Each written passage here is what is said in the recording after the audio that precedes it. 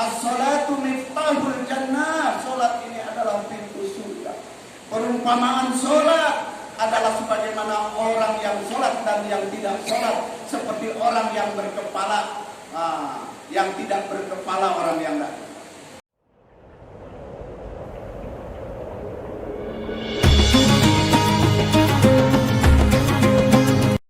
Bismillahirrahmanirrahim. Assalamualaikum warahmatullahi wabarakatuh. Waalaikumsalam.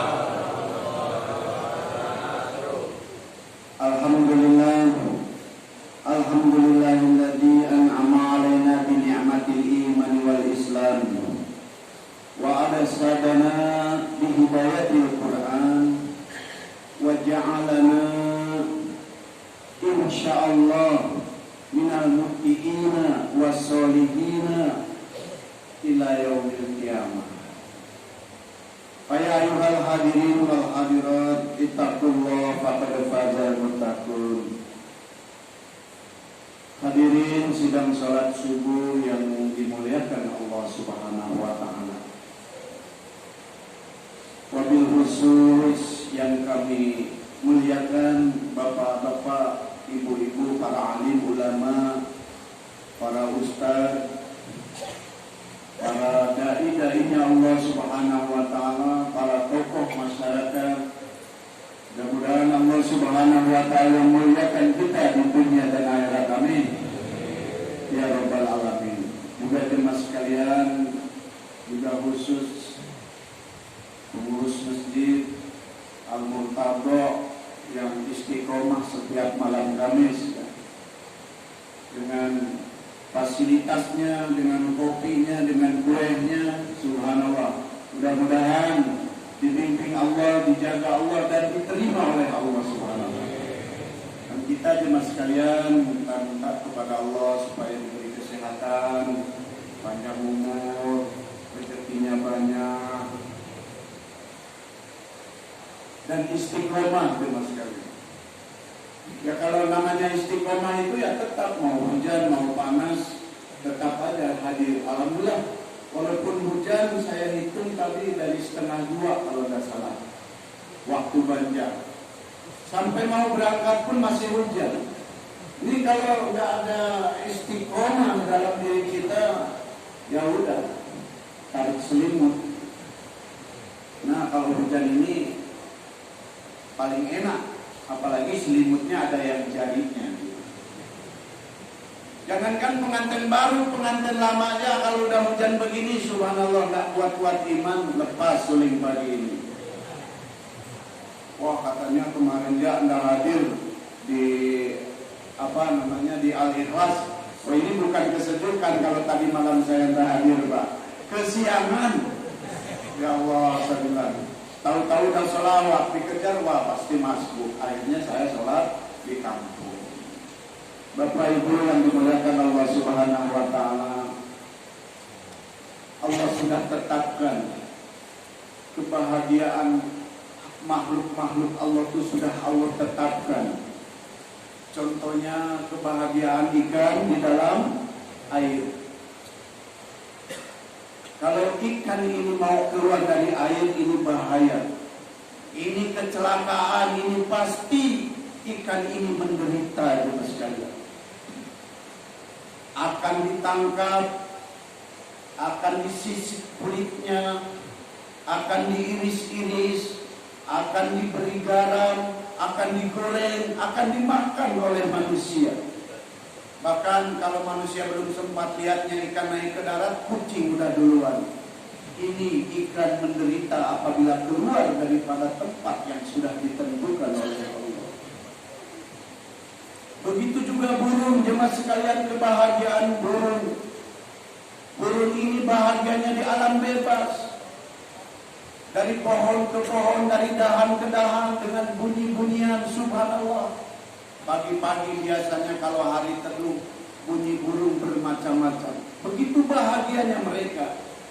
Tapi kalau burung itu sudah tertangkap manusia, subhanallah, walaupun sangkarnya dari emas, makanan semua ada, Istri disiapkan di dalamnya, tapi kehidupannya menderita. Buktinya apa jemaah sekalian? Buktinya ada lagunya. Wahai kau burung dalam sangka, dapatkah kau menahan siksa? Berarti siksa dalam serutan. Maaf yang memang burung punya perasaan situ. Dan banyak yang lainnya jemaah sekalian. Nah sekarang permasalahannya manusia itu di mana kedudukan kebahagiaan manusia? Kedudukan kebahagiaan manusia adalah dalam agama. Agama mengatur supaya manusia ini bahagia dunia akhirat. Bukan agama mengatur supaya kita tersiksa, supaya kita ini bahagia, senang, rukun, saling kasih sayang, bahagia di dunia, bahagia di akhirat. Inilah agama Allah turunkan untuk kita. Karena kita akan menempuh kehidupan yang lama nanti di akhirat. Sehingga kita ini harus menjalankan agama, ibadah, hukum-hukum agama kita jalankan. Maka tengok kalau orang sudah sholat, sudah ibadah, sudah ngaji, sudah zikir, tenang hatinya. Apalagi tidak punya hutang. Coba sekarang di dalam masjid berbeda. Kalau di dalam masjid itu masalah itu hilang. Maka masjid ini jadikanlah sebagai penetralisir. Kita mau kerja ke masjid dulu sehingga masalah di rumah tidak dibawa ke kantor, ke usaha, tempat usaha kita. Balik usaha kita balik ke masjid dulu, sholat dulu sehingga masalah di kantor, di perusahaan tidak dibawa ke rumah. Ini agama indah, nikmat, bahagia dulu sekali. Agama itu dulu ditawarkan sama Allah. Inna aradna al-amanata 'ala as-samawati wal ardi wal jibal fa abaina ayyahmilnaha wa asfaqna minha wa hamalaha al-insan innahu kana zaluman jahula. Inna aradna al-amanata 'ala as-samawati wal ardi wal jibal. Sesungguhnya agama ini diamanahkan kepada langit, kepada bumi, kepada gunung-gunung. Tapi mereka enggan memikul ini agama. Ketika ditawarkan ke manusia, manusia mau mengambil ini agama.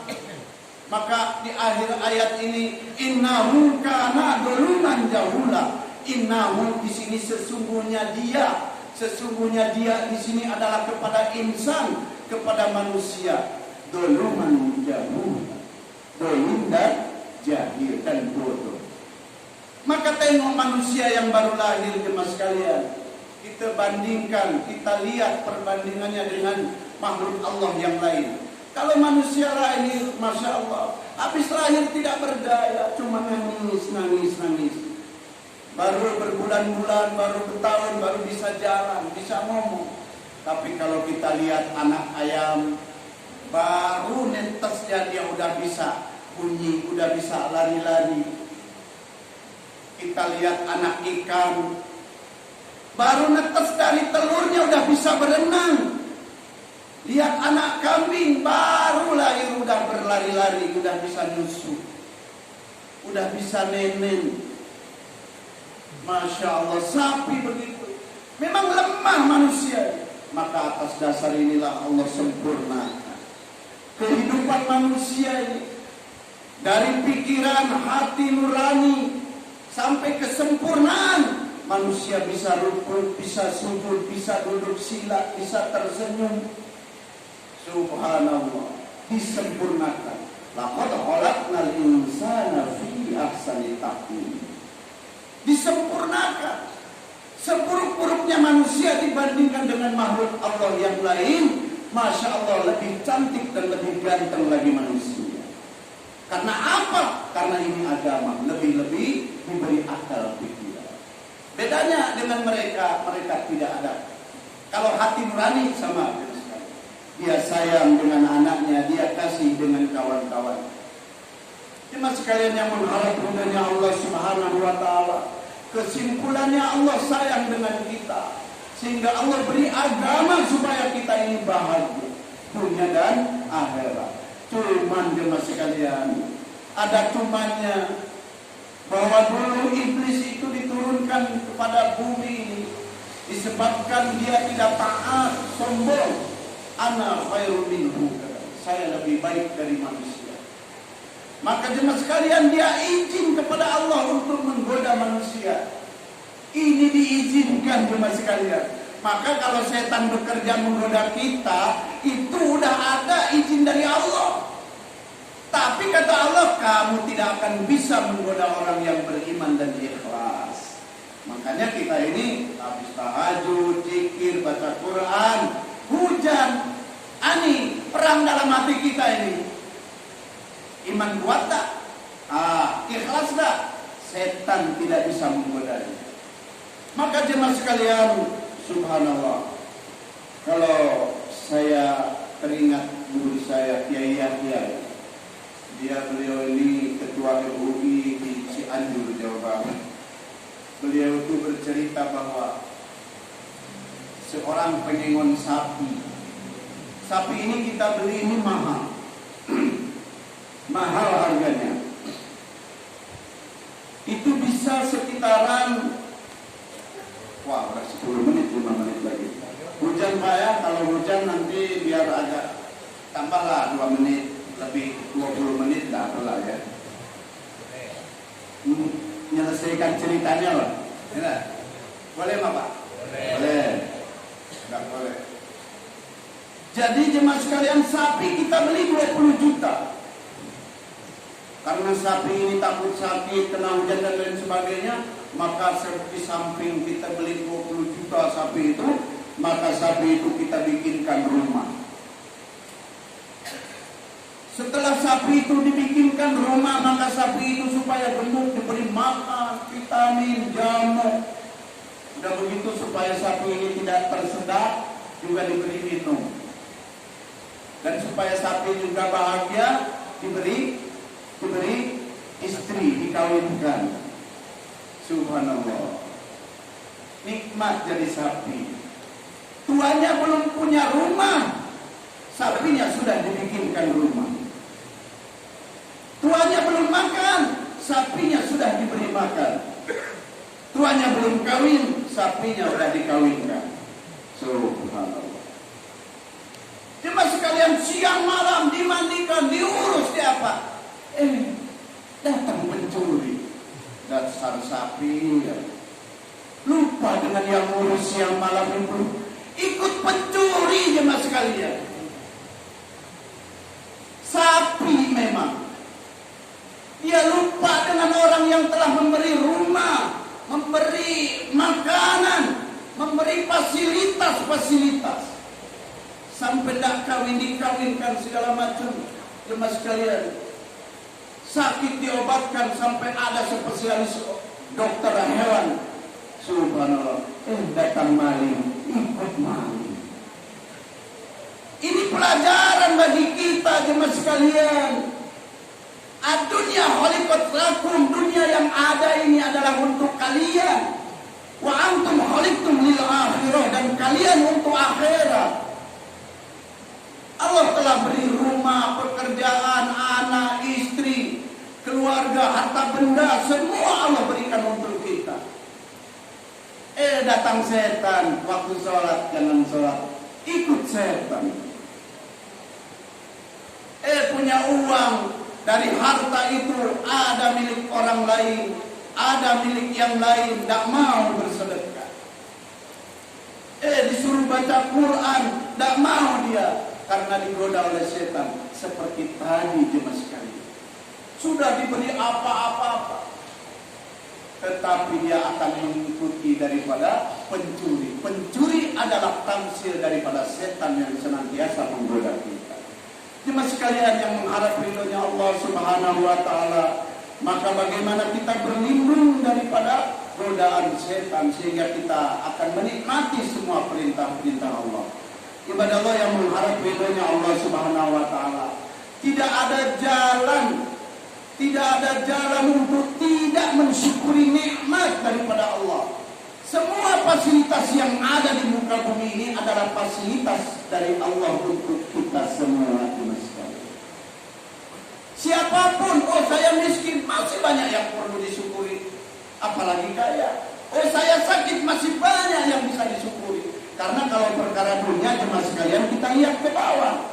Alhamdulillah saya punya rumah, yang lain masih ngontrak. Yang masih ngontrak, alhamdulillah saya masih di kolong jembatan. Yang masih di kolong jembatan bersyukur, yang lain sudah di bawah tanah. Banyak.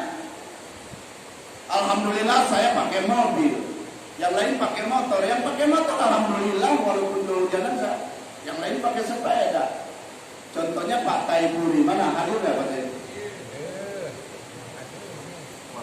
Nggak hadir. Yang pakai sepeda Pak, ada jalan. Pak Imam dari rumah ke sini jalan. Tanya Pak Imam. Syukur, tidak ada. Alhamdulillah saya punya istri 4, yang lain baru 3. Yang 3 bersyukur, yang lain baru 2. Yang 2 baru syukur, istrinya 2. Saya syukur istri saya 2. Yang lain baru 1. Yang baru 1 bersyukur, yang lain masih bujang. Yang bujangan masih syukur, dia belum kawin udah meninggal.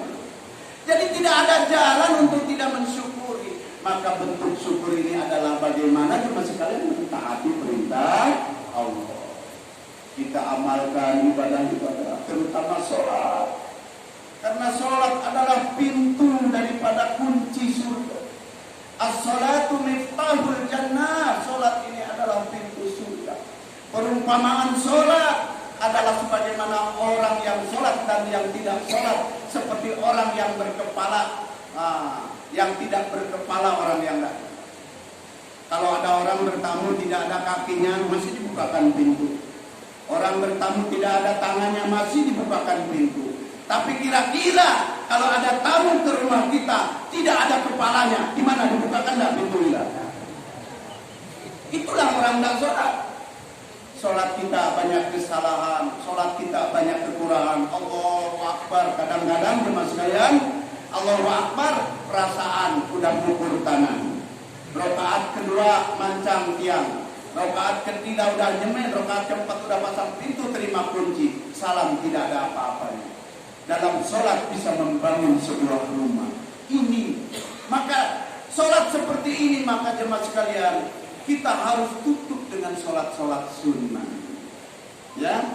Maka kita harus rajin ba'diyah, qobliyah, ya. Memang Allah perintahkan awalnya 50 waktu. Kita jangan 50 waktu, jadikan dia 50 rakaat. Ya, nanti habis ini jemaah sekarang sholat Isra.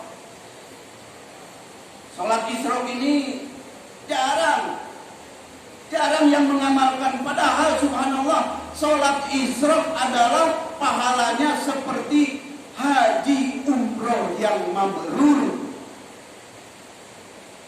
Maka pahalanya haji, umroh dan makar. Sekarang ini susah, umroh susah, haji susah. Padahal udah lunas. Bersyukurlah yang sudah berangkat nih, masya Allah. Ya, doakan nih yang belum bisa berangkat, bagaimana nih Indonesia bisa dibuka lagi. Nah, untuk menutup, ya, ini haji itu kan ada aturan mainnya, ya. Yang puasa di jalannya, yang mampu gitu. Tapi kalau Isra, jemaah sekalian, siapapun bisa. Haji setiap hari, bayangkan. Haji setiap hari. Cuman memang berat. Maka kita latih, kita berusaha. Nanti lagi sholat duha. Sholat duha lagi berapa? 2 rakaat. Isra 2 rakaat.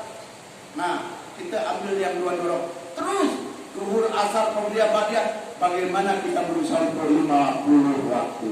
Maka jemaah sekalian, kita mohon kepada Allah untuk diberi kekuatan taat mengamalkan perintah Allah, karena sesungguhnya ini semua adalah taufik dan hidayah daripada Allah Subhanahu wa taala. Panjang, padat, biasanya kan singkat, padat, sekarang kan agak panjang, padat, mudah-mudahan manfaat. Wabillahi taufiq wal hidayah. Wassalamualaikum warahmatullahi wabarakatuh.